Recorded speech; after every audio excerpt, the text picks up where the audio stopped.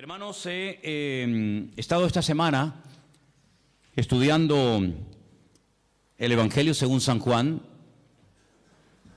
y me he quedado realmente sorprendido de la joya que tenemos en nuestras manos, sinceramente. Seguramente alguien te habrá dicho en alguna ocasión, cuando le has preguntado, ¿y por dónde empiezo a leer la Biblia? Generalmente se suele decir, por el Evangelio según San Juan. Y yo no sé si lo decimos porque lo consideramos un evangelio muy sencillo y como una persona está empezando y no sabe nada de la Biblia, pues empieza por San Juan, pero alguien dijo en cierta ocasión que el Evangelio según San Juan es tan sencillo y tan fácil de entender que cualquier niño podría leerlo y entenderlo sin ningún problema. Pero al mismo tiempo también se ha dicho que es un evangelio tan profundo que puede volver loco a un auténtico teólogo, a un auténtico estudiante o indagador de verdades profundas. El Evangelio según San Juan es una auténtica joya, una auténtica maravilla. Les animo a que lo lean, tiene 21 capítulos, es muy fácil de leerlo, un par de capítulos por día, aunque te aseguro que en cuanto empieces a leerlo te vas a enamorar, porque es un libro completamente diferente. Completamente diferente. De hecho, cuando vas a una escuela bíblica a estudiar la asignatura llamada los Evangelios, Mateo, Marcos y Lucas se llaman los Evangelios sinópticos y se estudian los tres juntos. Pero hay una clase para estudiar aparte, el Evangelio según San Juan, porque es, ya te digo, completamente diferente a los demás otros evangelios. Es el último que se escribió. El primer evangelio que se escribió fue Mateo, más o menos en la misma época en la que se escribió el Evangelio según San Lucas. Tiempo más tarde se escribió el tercer evangelio, el que lleva el nombre de Marcos, y 70 años después de la muerte y resurrección del Señor Jesucristo, es decir, ya rozando el año 100 después de Cristo, Juan decide también contar él la historia de Jesús. Pero como dijimos la semana pasada, cuando leíamos y compartíamos el capítulo 1, es un evangelio diferente porque no es un evangelio que va dirigido, por ejemplo, a los judíos. Alguien ha dicho que si un no judío en aquella época le caía en las manos el evangelio según San Mateo, seguramente de entrada se iba a aburrir, porque uno de los juegos, digo entre comillas, favoritos de los judíos es el tema de las genealogías. Retroceder en el tiempo, en la historia y recordar cómo se llamaba su padre, su abuelo, su bisabuelo, su tatarabuelo, y es algo que lo llevan en la sangre, es algo que lo han mamado de pequeño, ¿no? Y en el Evangelio según San Mateo encontramos en el primer capítulo una enorme genealogía que va pues desde los tiempos de Abraham hasta el mismísimo Señor Jesucristo, pero eso a un gentil, a un griego le aburriría. No le llamaba para nada la atención, pero como fue escrito para los judíos, a los judíos eso les fascina, ¿no? Sin embargo, el Evangelio según San Juan, que fue escrito 70 años, como acabo de decir, después de la muerte y resurrección del Señor Jesucristo, es un evangelio que, como vamos a ver ahora ahí en la pantalla dentro de un rato, Juan tiene que seleccionar muy meticulosamente las palabras, porque a estas alturas ya hay más gentiles convertidos que judíos convertidos al cristianismo o al Mesías, al Señor, ¿no? Por lo tanto, el vocabulario tiene que ser diferente, porque hay términos que para un judío significan una cosa y para un gentil significan otra o simplemente no significan nada.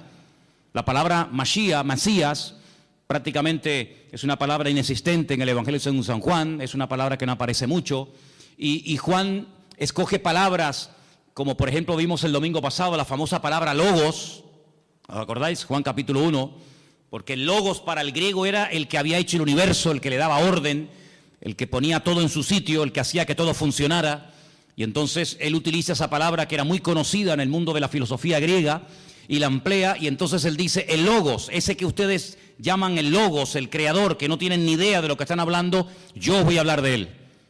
Y presenta a ese logos como el creador del universo, presenta al logos como encarnado. Hoy hemos cantado una parte de una canción que hablaba acerca del verbo se hizo carne, Y vemos cómo Juan es una persona que no solamente tiene que seleccionar muy bien las palabras que va a utilizar, porque la audiencia, los lectores a los cuales va a llegar el Evangelio son personas que no tienen mucho conocimiento de la Biblia, son gente que viene de un trasfondo pagano, de idolatría, un mundo de mitología griega. Entonces él tiene que ser muy cuidadoso en esto, sino que además tienen que tener presente, y cuando sepan esto van a entender por qué Juan utiliza tantas veces ciertas y determinadas palabras.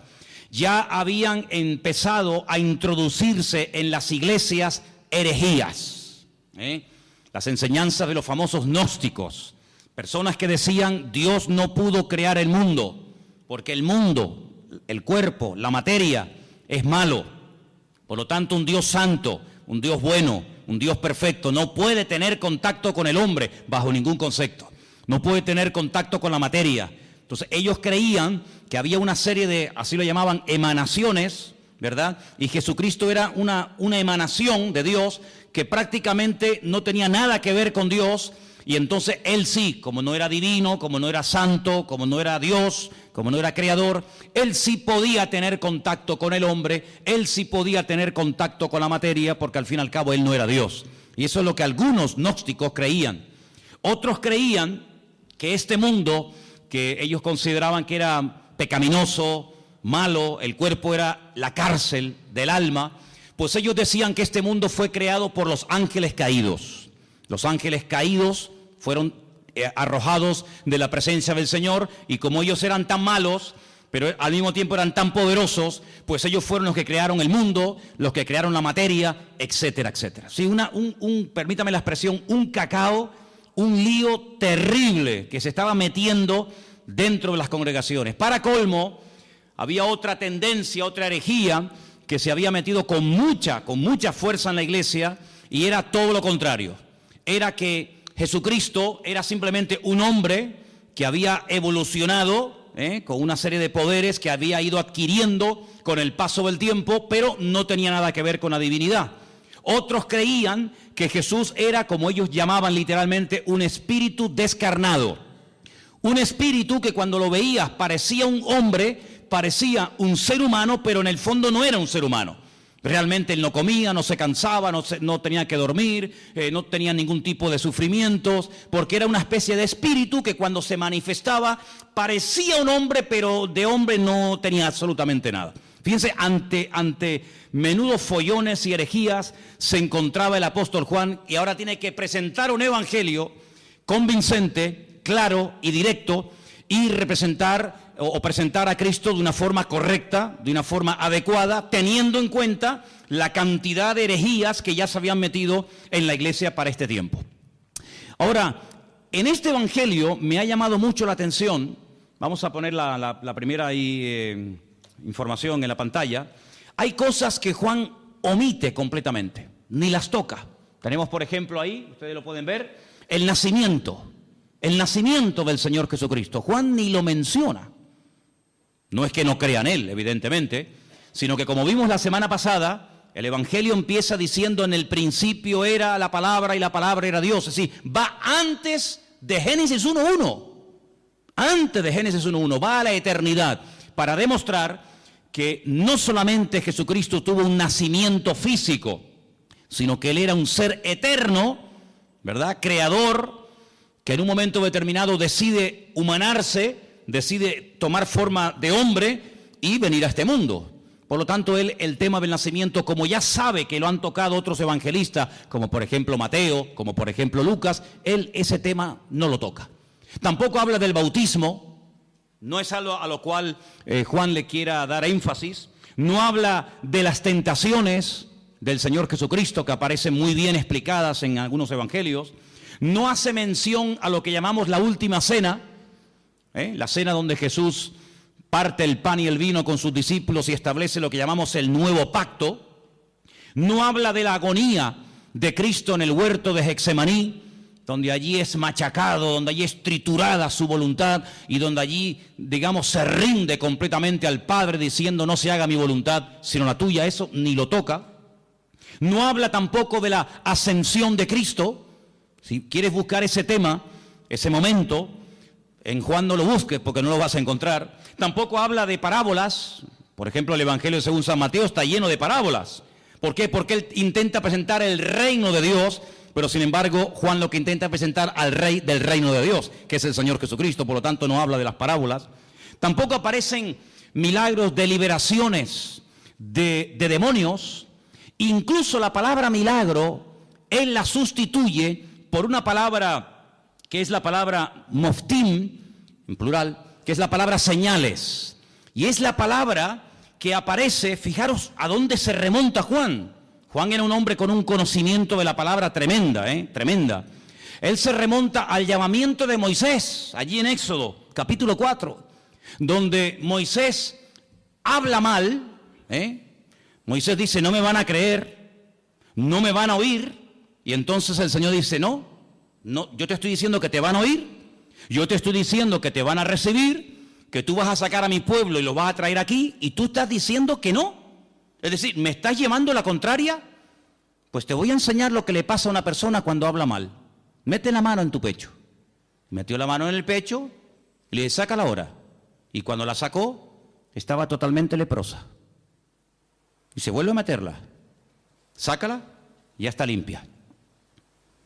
Él se quedó, esa lección se le quedó grabada en su mente, y él se dio cuenta que su propia hermana, María, cuando habló mal de él, le pasó exactamente lo mismo que a él le pasó, quedó leprosa durante un tiempo por dudar y por hablar mal de los hijos de Israel. ¿Qué te parece? Y no solamente eso, sino que le dice, ¿y ahora qué tienes en tu mano? Dice, tengo una vara. Dice, tírala al suelo, y se convirtió en serpiente. Si le estás dando lugar al enemigo, cada vez que hablas mal. Cógela por la cola y volvió otra vez a convertirse en vara, a convertirse en palo. Estas dos señales no las olvides en tu vida. Cuando vayas a Egipto, muéstrales estas dos señales para que ellos aprendan a hablar y para que sepan lo que puede ocurrir cuando una persona utiliza mal el poder de la lengua y puede darle lugar al enemigo. Así que estas señales, esa palabra moftim, es la misma que utiliza Juan en su Evangelio cuando dice que el Señor Jesucristo hizo muchas señales, las cuales no están escritas en este libro. Dejadme que os lea este versículo. Jesús hizo además muchas otras señales en presencia de sus discípulos, las cuales no están escritas en este libro. Él lo dice bien claro. Todo lo que Jesús hizo, todo lo que el Señor enseñó, todos los milagros de Cristo no están escritos en este libro. Pero estas se han escrito para que creáis que Jesús es el Cristo, el Mesías, el Hijo de Dios, y para que creyendo tengáis vida eterna. Así que él emplea la palabra señales, y ahora después hablaremos un poquito de eso. Así que estas cosas que les he mencionado no aparecen en el Evangelio según San Juan, pero mira tú por dónde. Si Juan no hubiera escrito su Evangelio, todas estas cosas que vamos a ver a continuación, la siguiente por favor, nunca sabríamos absolutamente nada de estas cosas que vamos a mencionar ahora, porque no las menciona ni Mateo, ni Marcos, ni Lucas. Si yo les preguntara a ustedes, sin leer el Evangelio según San Juan, cuál fue y dónde hizo el Señor Jesucristo su primer milagro, nunca lo sabríamos. Nunca sabríamos que el primer milagro de Cristo fue en Caná de Galilea, convirtiendo el agua en vino. Porque nadie lo menciona, pero Juan sí. Bendito sea el Señor, porque le reveló y le mostró a Juan dicho milagro, ¿sí o no? Menciona además algo muy interesante, la conversión o la conversación que tuvo en capítulo 2 con Nicodemo. Esa conversación no aparece por ninguna parte en los otros evangelios. Es una conversación interesantísima, allí en Juan capítulo 3. A Juan le gusta mucho las conversaciones de Cristo con otras personas. Por ejemplo, en el 2 está el milagro de las bodas de Caná, en el 3 está la conversación con Nicodemo, en el 4 ¿qué está? La conversación con la mujer samaritana. Si no hubiera sido por Juan, nunca hubiéramos sabido que Jesús se detuvo junto al pozo en Samaria y le habló a una mujer samaritana y allí pues le dijo cosas tremendas y allí él se reveló como quien verdaderamente él era, solamente en Juan. Si no se hubiera escrito el Evangelio según San Juan, nunca habríamos oído de que sanó a un paralítico en el capítulo 5 en el estanque de Betesda, que hacía 38 años que estaba esperando el movimiento del agua. Fíjate tú por dónde, hermano, me quedé sorprendido, y es así. Si no hubiera sido por Juan, nunca hubiéramos oído hablar de Lázaro. La resurrección de Lázaro, su amigo en Betania, solamente la encontramos en el capítulo 11 del Evangelio según San Juan. Nunca nos hubiéramos enterado de que el Señor Jesucristo se agachó para lavarle los pies a sus discípulos, porque eso no lo cuenta ningún otro evangelista más que solamente Juan. Nunca hubiéramos recibido o tenido una enseñanza que va, fíjate, desde el capítulo 14 hasta el capítulo 17 del Evangelio según San Juan, hablando acerca del ministerio, de las funciones del Espíritu Santo, el bendito Consolador. Por ejemplo, él dijo: no os pongáis tristes, no os dejaré huérfanos, os conviene que yo me vaya, porque si yo no me fuese, el Consolador no vendría. Pero cuando Él venga, porque yo le voy a rogar al Padre que os envíe otro Consolador para que esté con vosotros para siempre, Él me glorificará a mí. Él os guiará a toda la verdad. Él os hará saber lo que ha de venir. Él tomará de lo mío y os lo hará saber a cada uno de vosotros. Él además convencerá al mundo de justicia, de pecado y de juicio. ¿Qué te parece? Una enseñanza profunda del Espíritu Santo solamente en San Juan. Nunca habríamos oído el comentario despectivo, la crítica que Judas hizo cuando vio a una mujer que derramaba sobre él un vaso de alabastro con el nardo puro, aquel perfume. Dice que se llenó toda la casa, y cuando él dice: qué desperdicio tan grande, haber derramado todo este perfume sobre el cuerpo de Jesús, qué desperdicio tan grande. Esto vale más de 300 denarios, un año entero de trabajo total derramado sobre Cristo así, en un momento. Eso aparece en San Juan. Así que es un evangelio que nos da muchísima información, pero es un evangelio diferente. ¿Por qué? No solamente porque cuenta cosas que ningún otro evangelista contó, sino que los demás evangelistas, Mateo, Marcos y Lucas, nos hablan y se centran fundamentalmente en el ministerio de Jesús en el norte del país, en lo que conocemos con el nombre de Galilea. Él se quedó a vivir durante mucho tiempo en Galilea, sobre todo en la ciudad de Capernaum, el pueblo de Naún, y los evangelios, los 3 primeros, nos cuentan lo que hacía allí. Pero sin embargo Juan cambia de escenario y comienza a hablarnos de cosas que Cristo hacía en el sur del país, en Judea y sobre todo también en la ciudad de Jerusalén. Ahora, es interesante porque en el propósito del libro que hemos leído esta tarde, Juan reconoce que todo lo que el Señor Jesucristo hizo, nunca ningún autor, ni él mismo, podía haberlo escrito. Hay, por ejemplo, un versículo muy interesante en San Juan, os lo leo, capítulo 21, que dice: hay otras muchas cosas que Jesús hizo. Estamos en el 21-25. Las cuales, si se hubieran escrito una por una, pienso que ni aún en el mundo cabrían los libros que se habrían de escribir. Por lo tanto, el Evangelio según San Juan es un pequeño resumen. No es una obra completa, una enciclopedia de la vida de Cristo, sino es simplemente un pequeño resumen donde Él, a propósito, toma o escoge 7 señales y las va a presentar y nos va a presentar a Cristo de una forma muy completa. Pero una cosa que llama mucho en el Evangelio según San Juan es lo observador y la tremenda memoria que Juan tenía. Hay cosas que se pierden con el tiempo, no nos acordamos de lugares, de nombres, cosas que ocurrieron. Sin embargo, vais a ver que Juan, por ejemplo, yo he hecho una lista de cosas que cuenta Juan que demuestran que tenía una memoria tremenda, pero aparte de tener una memoria tremenda, era un hombre muy observador. Por ejemplo, él dice que cuando aquel niño dio aquellos panes y aquellos peces para dar de comer a aquella multitud, ¿os acordáis del milagro, sí o no? Él dice en su evangelio, y por cierto es el único que lo dice, que aquellos panes eran panes de cebada.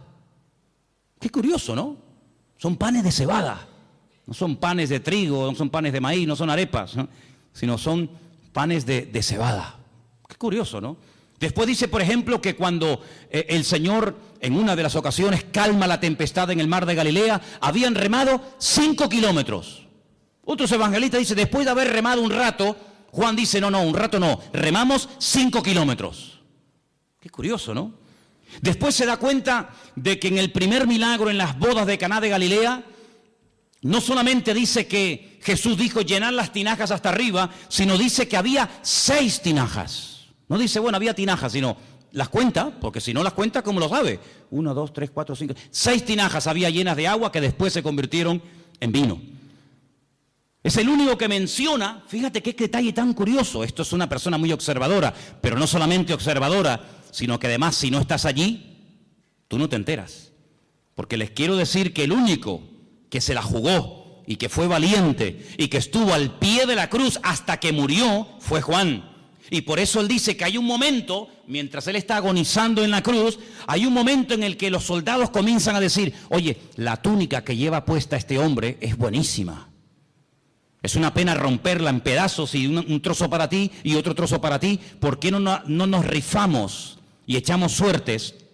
Y dice la Biblia que echaron suertes y a uno le tocó y se la llevó. Eso solamente lo cuenta Juan, que se rifaron la ropa del Señor. Después dice que cuando se llevan a ungir a Cristo al sepulcro, algunos dicen que lo envolvieron en una sábana y ya está. Juan dice, no, lo envolvieron en una sábana y le pusieron mirra, le pusieron aloe y había 100 libras entre mirra y aloe para envolver, para ungir el cuerpo del Señor. Es el único que dice que Nicodemo se llevó el cuerpo de Cristo para ungirlo. Es el único que dice que aquella mujer que derramó el vaso de alabastro, el vaso de nardo puro sobre el cuerpo de Jesús, dice que no solamente lo derramó, sino que toda la casa olió al perfume que olía el Señor Jesucristo. Otro detalle muy interesante. Después, por ejemplo, una de las cosas muy interesantes es que él dice que el templo de Jerusalén se tardó 46 años en ser restaurado y decorado por el rey Herodes, el único que lo dice. Es el único que menciona el detalle, muy interesante por cierto, que en Juan capítulo 4 dice que los samaritanos y los judíos como que no se llevaban entre ellos. Había un pique ahí, ni los samaritanos podían ver a los judíos, ni los judíos a los samaritanos. Son detalles muy significativos de un hombre que se fija mucho. Luego, algo que me ha llamado mucho la atención del Evangelio según San Juan, es que es un hombre que menciona lugares de Jerusalén porque se ve que conoce y se sabe muy bien mover en la ciudad de Jerusalén. Por ejemplo, menciona la puerta de las ovejas, capítulo 5, verso 2. Menciona el estanque de Betesda, capítulo 5. Menciona el otro estanque que hay en la otra punta de la ciudad, el estanque de Siloé, capítulo 9. Menciona una puerta que se llama el pórtico de Salomón, donde años más tarde o tiempo más tarde iría con Pedro, y allí orarían, ¿se acuerdan? Por el paralítico que estaba allí en la puerta del templo. Es el único que menciona el torrente de Cedrón, ese barranco que divide la ciudad del Monte de los Olivos. Él dice que el Calvario, aquel monte, tenía forma de calavera, lo registra también en su libro. Es un hombre, ya digo, tremendamente observador, una persona que conoce la ciudad de Jerusalén y se mueve por ella, diríamos, como pez en el agua. Ahora, en cuanto al tema de las herejías, Juan quería dar una imagen, una visión completa del Señor Jesucristo. Porque en aquellos tiempos estaban, como dije al principio, los que creían que Él no era un hombre, sino una especie de espíritu que se aparecía en forma humana, y estaban aquellos que decían que era tan divino, que no era un hombre. Claro, ¿cómo casar, cómo unir estas dos herejías? Hermanos, a lo largo de la historia, la iglesia, el pueblo de Dios, ha tenido que enfrentarse con un montón de problemas, de todo tipo. Pero algo que el enemigo ha utilizado y seguirá utilizando hasta el final de los tiempos contra nosotros, contra el pueblo de Dios, es tratar de meter sutilmente en las congregaciones lo que llamamos o conocemos con el nombre de herejías. ¿Qué es una herejía? Bueno, vamos a definirlo de la siguiente manera.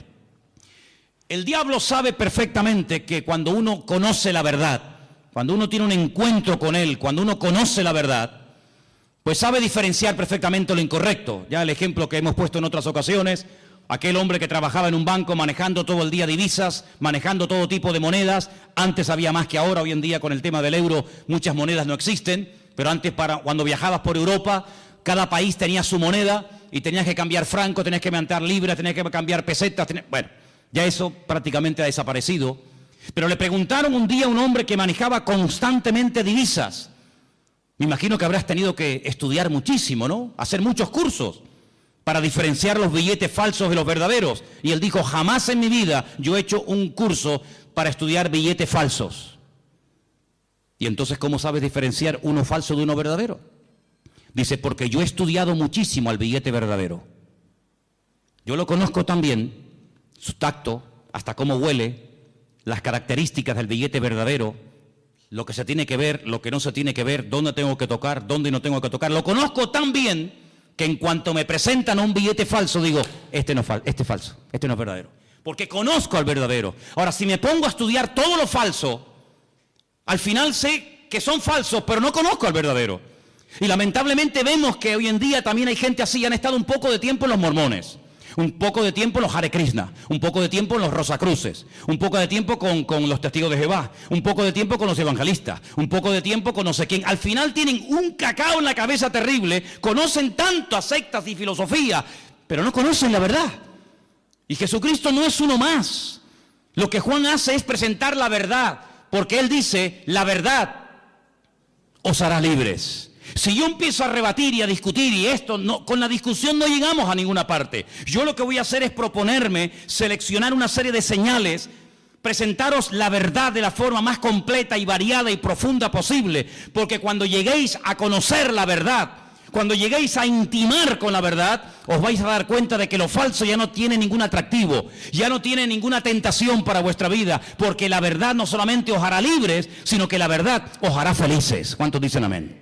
Entonces él presenta a Cristo como la verdad y os vais a dar cuenta que la palabra verdad, verdadero, aparece así de veces en el Evangelio según San Juan. No hay una palabra que se repita más en este Evangelio como la palabra verdad o verdadero. Tengo aquí una pequeña lista, no están todos, pero para que veáis. Dice, yo soy el pan verdadero, el pan que descendió del cielo. No dice yo soy el pan. Bueno, podría decirlo, pero añade la palabra, yo soy el pan verdadero. Y entonces dice, el pan que comieron nuestros padres en el desierto, pues todos los que lo comieron murieron. Pero el que coma de mí nunca morirá. Después dice, yo soy la vid. Pero no dice solamente yo soy la vid, sino dice yo soy la vid verdadera. Juan capítulo 15, verso 1. Juan 8, 16 dice yo soy el juez, pero el juez verdadero. El juez que imparte verdaderamente justicia. Y os vais a dar cuenta de que aparece la palabra verdad por todo el Evangelio. Encontramos, por ejemplo, en Juan 14:6, un versículo que todos conocéis de memoria, ¿sí o no? Sí. A ver, ¿qué dice Juan 14:6? No, ese es 3:16, ese es el 3:16, el 14:6, 14:6. Yo soy el camino, yo soy la verdad y yo soy la vida. Otra vez la palabra verdad, continuamente la verdad, la verdad, la verdad, la verdad. Qué curioso que un día Pilato se le quedó mirando y le dijo, ¿y qué es la verdad? ¿Qué es la verdad? La verdad no es la iglesia evangélica. ¿Sabías eso, no? La verdad no es una secta, una religión. La verdad se llama Jesucristo. La verdad se llama Jesucristo. Y teniendo al Señor, podemos discernir entre la verdad y la mentira. Hay algunas congregaciones donde tal vez enseñan cosas que no son 100% verdad. Por eso el Señor quiere que escudriñemos la verdad, que leamos la Biblia, para que sepamos discernir y sepamos separar lo falso de lo verdadero. El apóstol Pablo le decía a Timoteo, quiero que sepas esto y lo tengas bien presente en tu vida, que dice el Espíritu de Dios que en los últimos tiempos, y lo dice claramente el Espíritu Santo, se meterán dentro de las congregaciones herejías, falsas doctrinas, doctrinas de demonios, que parecerán muy bonitas y muy atractivas. Pero para eso tenemos la palabra, para comprobar en todo momento si lo que en mi iglesia se está predicando es la verdad. Y el día que aquí no se predique la verdad, levántese y váyase. No se quede por amor a mí, no se quede por amor a los niños, no se quede por cariño a la hermana o al hermano tal. No, aquí no estamos para vernos las caras, aquí estamos para crecer y conocer y profundizar en la verdad, porque la verdad es la que nos hace libres. Y si se predica la mentira, pues lo lamento mucho y aquí no quiero estar ni un minuto de mi tiempo. Porque la mentira esclaviza. La mentira es un veneno que le abrimos la puerta y va contaminando nuestra vida. Por lo tanto, compruebe siempre, traiga la Biblia a la iglesia, tome apuntes, escuche los mensajes. Y si comprueba que algo no ha sido correcto, que le están enseñando mentira, que le están manipulando la escritura, no haga caso. No haga caso, sea selectivo en esto. Jesucristo vino para darnos la verdad, para abrir nuestros ojos. Y la verdad se puede comprobar, no solamente experimentar, se puede comprobar. Y la misma Biblia que yo uso para predicar aquí en el púlpito, la tiene usted. Léala, escudriñela, memorízala. Y si ve que no coincide con la verdad, aquí tu tiempo se ha terminado, amigo. Estamos en este lugar para crecer en la verdad. ¿Cuántos dicen amén?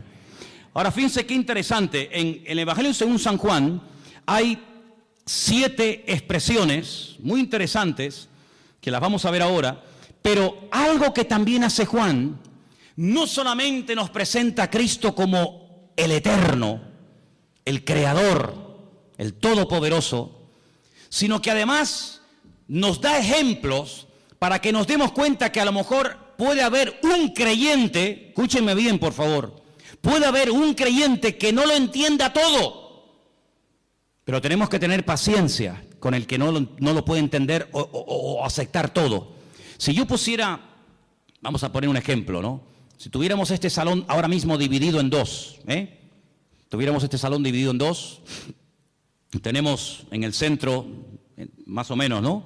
Tenemos en el centro una especie de cristal, de prisma, y proyectamos un rayo de luz desde ese lado en dirección al prisma. Todos los que están a mano izquierda verían solamente un rayo de luz, pero todos los que están a mano derecha verían 7, en 7 colores diferentes. Si yo les pregunto a los de la mano izquierda, ¿ustedes qué están viendo? Y me dicen, un rayo de luz. ¿De qué color? Blanca. ¿Seguro que veis uno solo? Contarlo bien, sí, uno solo. Vosotros, hermanos, ¿qué estáis viendo? Pues estamos viendo 7 rayos de 7 colores diferentes. Pero ¿cómo puede ser que unos vean 7 y otros vean 1? ¿Quién está viendo la verdad? Todos. Lo que pasa es que unos están a un lado y otros están a otro lado. Y estos, por estar en un lado, ven más que los que están en otra parte. ¿En qué lado te encuentras de tu relación con el Señor? Hay gente que no ve más allá de lo que ven sus ojos. Y por eso se hunden. Por eso se desaniman, porque no ven más allá. Y como le dijo el Señor a Pedro, no pones la mira en los 7 rayos, no pones la mira en las cosas de arriba, sino en las de la tierra. Y claro, cuando uno mira a lo de la tierra se derrumba. Cuando uno mira a lo de la tierra uno se deprime, la fe te la destruye el mundo. Pero cuando tú levantas la mirada, tú ves más allá. Y eso es lo que Juan quiere.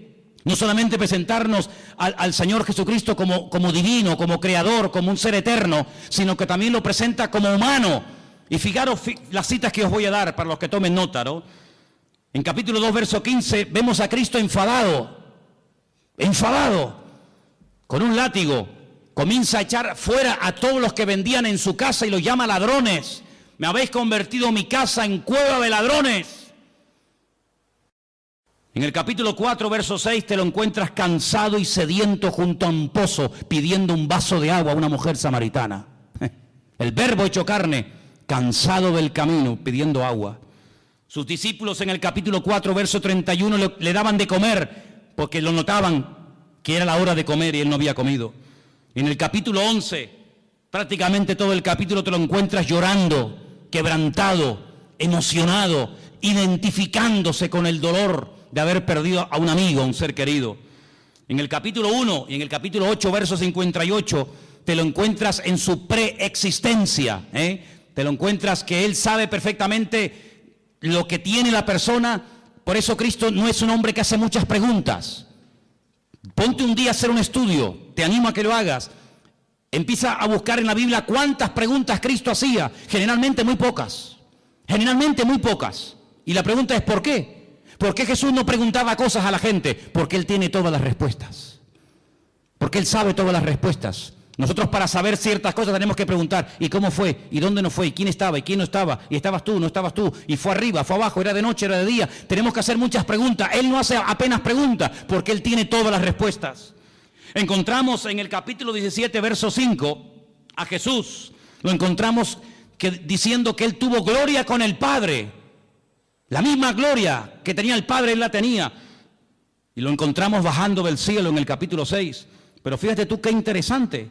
Encontramos al Señor Jesucristo cansado, lo encontramos al Señor Jesucristo pidiendo agua, lo encontramos dormido en una barca y al mismo tiempo diciéndole a aquella mujer, 5 maridos has tenido y el que ahora tienes no es el tuyo. Diciéndole a uno, he aquí un verdadero israelita. Y le dice, pero si nunca nos hemos visto, dice, yo te vi a ti cuando estabas debajo de la higuera. Y cuando te lo encuentras en el Evangelio según San Juan diciendo, yo soy antes de Abraham. Yo existo antes que Abraham el patriarca. Y le dicen, ¿tú? ¿Pero cómo vas a ser tú antes que Abraham si tú no tienes ni 40 años? Y él les dice, os aseguro que yo soy antes de Abraham. Y yo te digo, no lo dice la Biblia, pero yo también te digo que hasta Abraham habló con el mismísimo Señor Jesucristo. Y el Señor Jesucristo habló con el mismísimo patriarca Abraham. ¿O quién te crees que era Melquisedec? Melquisedec, Melech Tzadik, el rey de justicia, sin genealogía, sin padre, sin madre, sin principio de fin ni de días. Allí estaba el Señor, dándole pan y vino al patriarca Abraham, y el patriarca Abraham dándole los diezmos a Melquisedec, el rey de Salem, el rey de justicia. ¿Qué te parece? Ahora, a lo largo del capítulo, a lo largo del libro del Evangelio según San Juan, encontramos en 7 ocasiones al Señor Jesucristo utilizando la expresión anojí. En hebreo hay 2 formas de decir yo. La habitual, la común, la que se suele utilizar siempre, la que todo el mundo usa es aní. Aní, yo, aní. Pero cuando Dios dice yo, generalmente Él utiliza otro yo que no lo utiliza el ser humano. Es el yo, el pronombre personal, primera persona que utiliza Dios y es anojí. Anojí es yo cuando habla Dios y aní es yo cuando habla un ser humano. En el Evangelio según San Juan encontramos 7 anojí. Juan 6:48, anojí lejen Jaim, yo soy el pan de vida, el pan verdadero. Anojí or haolam, Juan 8:12, yo soy la luz del mundo. Encontramos al Señor diciendo, yo soy la puerta de las ovejas, Juan 10:7. Encontramos en Juan 10:11 diciendo, yo soy el buen pastor. Lo encontramos en Juan 11:25 diciendo, yo soy la resurrección y la vida. Lo encontramos en Juan 14:6 diciendo, yo soy el camino, la verdad y la vida. Y lo encontramos en el 15:1 diciendo, yo soy la vid verdadera. Y todas las veces que dice eso, dice anojí, anojí, anojí. Por eso la gente se quedaba diciendo, pero ¿este qué está diciendo? Hoy en esta iglesia ha habido algo impresionante que a mí me ha impactado muchísimo. Y es que se ha cantado y se ha pronunciado el verdadero nombre de Dios. El nombre que habéis pronunciado esta tarde en esa canción, que después la vamos a cantar al final, otra vez más, es el verdadero nombre de Dios. Y ese nombre tiene que ver con la existencia, tiene que ver con la existencia misma. Nadie le ha dado existencia a Él le da existencia a todas las cosas. Pero hay algo muy interesante en el Evangelio según San Juan, y es que nuevamente aparecen 7 ventanas. Fíjate qué interesante, se llaman señales. Yo llamo a 7 ventanas a través de las cuales puede ver más allá. Porque algo que tenemos que tener presente, y Juan lo hace de una forma muy sutil, pero muy bien presentada, es que cuando te habla de un milagro, cuando te habla de algo que hace el Señor, Él te deja como en puntos suspensivos para que tú pienses y veas que no solamente es un milagro, algo que ocurre en un momento puntual del tiempo, sino que es una señal, es una forma de indicarte que detrás de ese milagro hay una manifestación de la gloria de Dios. De hecho, hay momentos en los que el Señor Jesucristo dice que los milagros que hacía no los hacía tanto por la compasión o porque le daba pena al pobrecito paralítico o el pobrecito ciego, sino que la palabra que se emplea en el Evangelio según San Juan detrás de cada señal o milagro es: esto fue hecho, esto se realizó para la gloria de Dios. Porque un milagro no es algo que solamente suple la necesidad en el momento de una persona. Una persona está leprosa, ¿qué quiere? Pues que se sane de la lepra. Una persona está poseída por demonios, ¿qué es lo que quiere? Ser libre de esta atadura espiritual. Una persona no ve y Jesús, ¿qué quieres que te haga? Pues quiero ver, o no puedo caminar, levántate y camina. Sino que el Señor va más allá de la necesidad temporal de la persona. Esto lo hago para la gloria de Dios. Cuando lo dicen los discípulos en Juan capítulo 9, ¿y este hombre que no tiene ni ojos, que están huecas las cuencas, no tiene el globo ocular, este hombre, esto es algo terrible. Esto no es normal que una persona nazca con las cuencas de los ojos vacías. El padre tuvo que cometer un pecado terrible, ¿no? Y este es el castigo de Dios, o él mismo. Y Jesús le dijo: ni una cosa ni otra.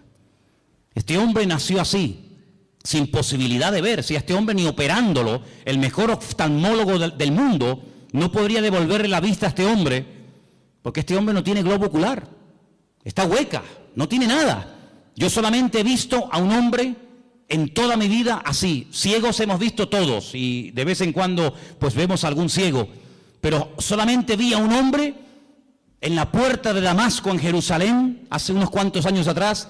Lo vi y me llamó tanto la atención porque tenía la cuenca de los ojos hueca, vacía, no tenía el globo ocular. Así era el problema de este hombre. Y los discípulos nunca habían visto algo semejante. Le dicen: pero ¿qué pecado terrible tuvo que cometer sus antepasados o él para nacer así? Y Jesús dijo: ¿no sabes por qué este hombre ha nacido así? Ya estamos buscando siempre, perdonen, las cuatro patas a los gastos, ¿no? Que si una maldición, que si un trabajo de hechicería, que si el pecado del abuelo, que si una maldición hereditaria. No, mira, quítense todo ese rollo de la cabeza. ¿Saben? Les voy a decir la verdad. ¿Saben por qué este hombre nació así? Para que se manifieste hoy delante de todos ustedes la gloria de Dios. Entonces, ¿qué hace el Creador? ¿Qué hace el Señor? Coge barro, le hace el globo ocular, como una albondiguilla, ¿no? Se la pone en los ojos y le dice: vete a lavarte al estanque de Siloé, que está en la otra punta, allí bajando el torrente de Cedrón. Vete allá a lavarte. El pobrecito va calladito, sin protestar, humilde. Cuando llega al estanque de Siloé, el hombre se quita el barro de los ojos y vuelve viendo. Y los judíos le dicen: pero tú no puedes hacer eso, hoy es Shabbat, no se puede quebrantar el Shabbat. Y dice: ¿cómo que no? El que me dijo, el que me untó los ojos con barro, él fue el que me dio la orden, discutan con él si quieren. Ese hombre es un pecador, le dicen, es un pecador. ¿Un pecador? Pues menudo pecador, porque ustedes, siendo tan santos y tan religiosos, nunca me solucionaron mi problema, y este que ustedes dicen que es un pecador me ha mandado a lavarme al estanque de Siloé y regreso viendo. Y nunca, le dice el ciego a estos religiosos, nunca se ha oído en la historia, y se ve que conoce la Biblia, nunca se ha oído en la historia que un pecador, que un hombre malo le haya dado la vista a un ciego. Y además solamente os digo algo, yo solamente sé que antes era un ciego y que ahora veo. Y llaman a los padres y entrevistan a los padres, le dicen: ¿este es vuestro hijo? Dice: sí. Dice: ¿cómo recobró la vista? Y los padres dicen: no sé, pregúntenle a él tiene edad suficiente, tiene 40 años, pregúntenle a él.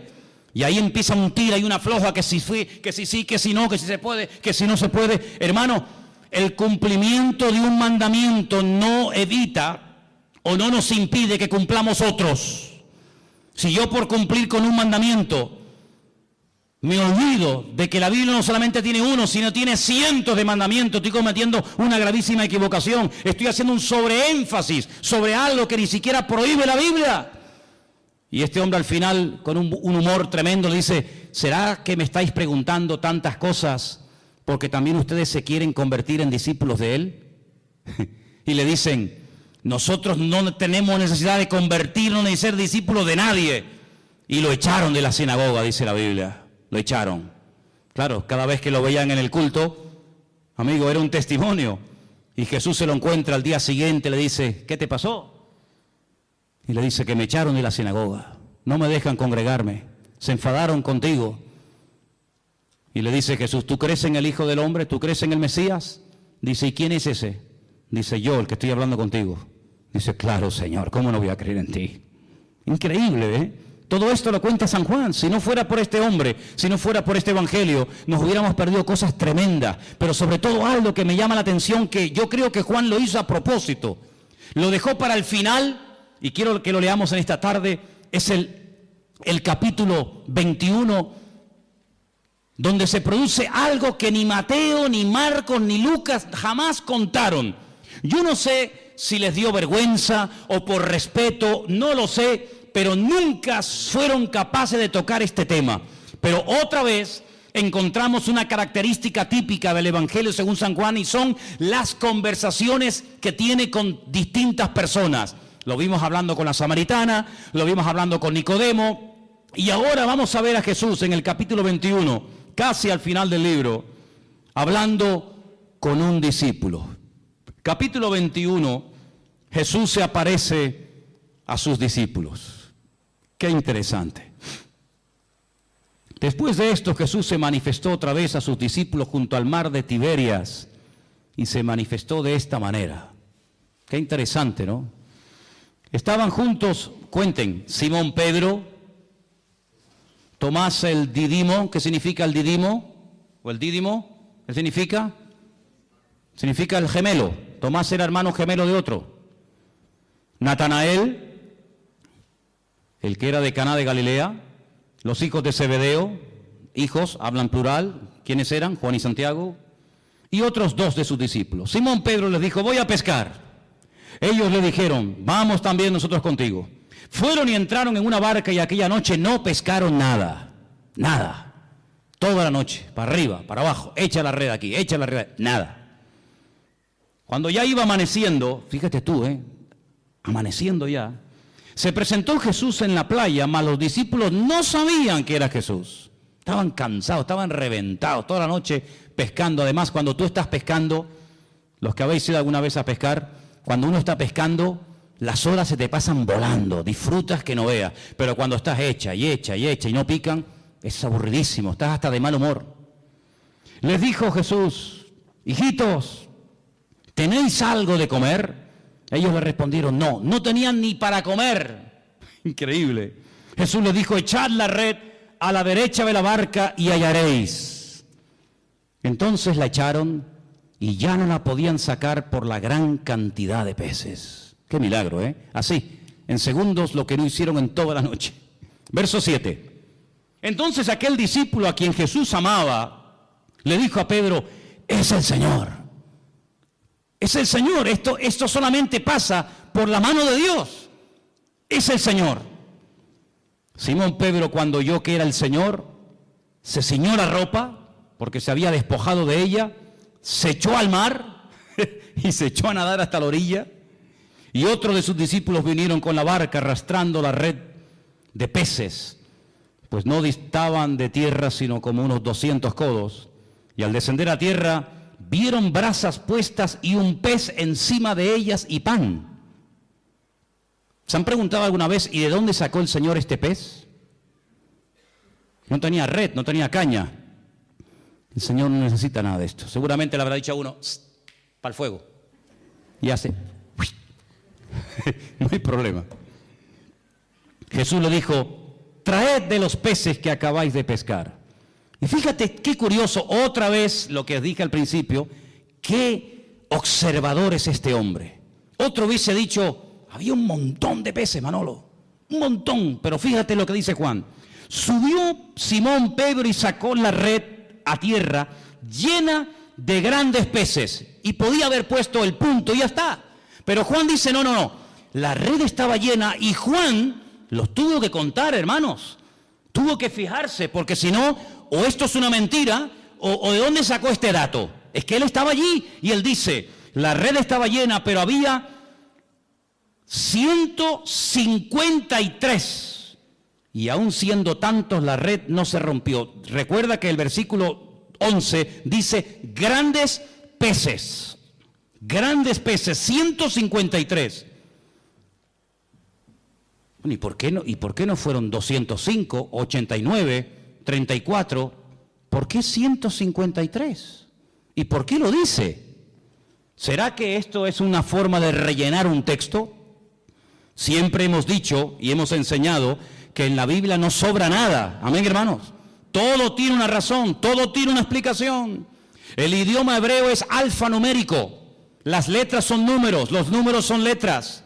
Juan hace así y dice 153. Juan es judío, Juan no es canario, no es alemán, no es latinoamericano. Juan es judío. Juan ve letras y al momento ve números. Ve números y ve letras, es la mentalidad, está en el chip del cerebro del judío. El judío hace así y ve una palabra y sabe cuánto suma la palabra, porque cada letra es un número y cada número es una letra. Y él en San Juan, en el libro del Apocalipsis, no me voy del tema, pero solamente un ejemplo. En el libro del Apocalipsis, él dice, cuidado hermanos, aquí hay sabiduría, el que lee, entienda. Os voy a dar un dato en clave, pero ustedes que saben lo que estoy diciendo me van a entender. Cuando venga el anticristo, cuando venga ese hombre perverso, su nombre o el número de su nombre es 666, 666. Claro, hay muchos nombres que coinciden. Por ejemplo, otro día cuando les comentaba el tema, cuando decide Shehen ben Hamor, Siquén hijo de Amor, suma 666, curiosamente. Pero Juan es un hombre, como buen judío, que conoce el tema de las letras y de los números. Y él te está dando el valor numérico del nombre de ese político de los últimos tiempos. Pero ahora, volviendo a Juan 21, te dice 153. Y al momento él sabe lo que significa 153. Claro, el que no sabe esto, vos dices, bueno, pues 153. No, espérate. Anoji Elohim. Si pusiéramos aquí en una pizarra la palabra Anoji Elohim, yo soy Dios, suma 153. Es decir, esta es la firma, amigo.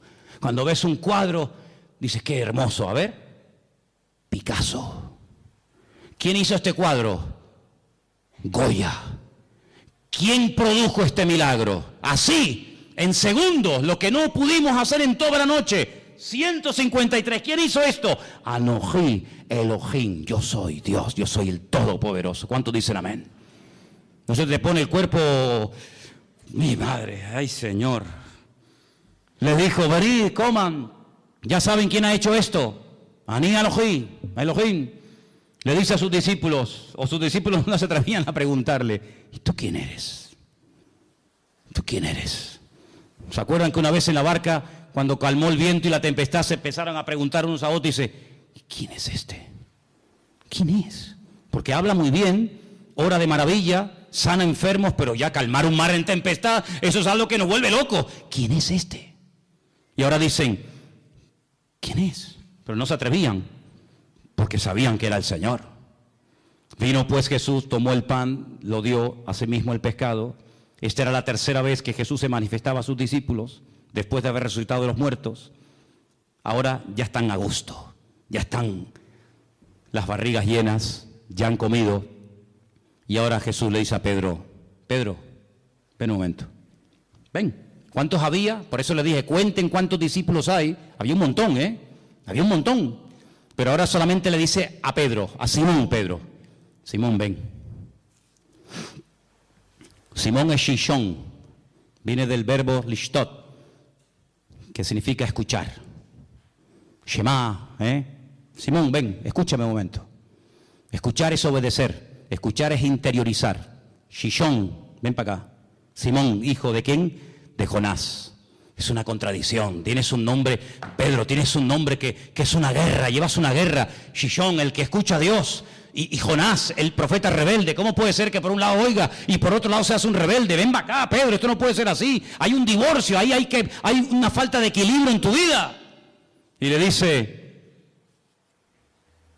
Simón, hijo de Jonás, ¿tú me amas más que estos? Y le dice, sí, Señor, sí. ¿Tú sabes que te amo? Y le dice, apacienta mis corderos. Ahora, el Evangelio según San Juan nos llegó a nosotros escrito en griego. En el griego hay 3 palabras para definir la palabra amor. Agape,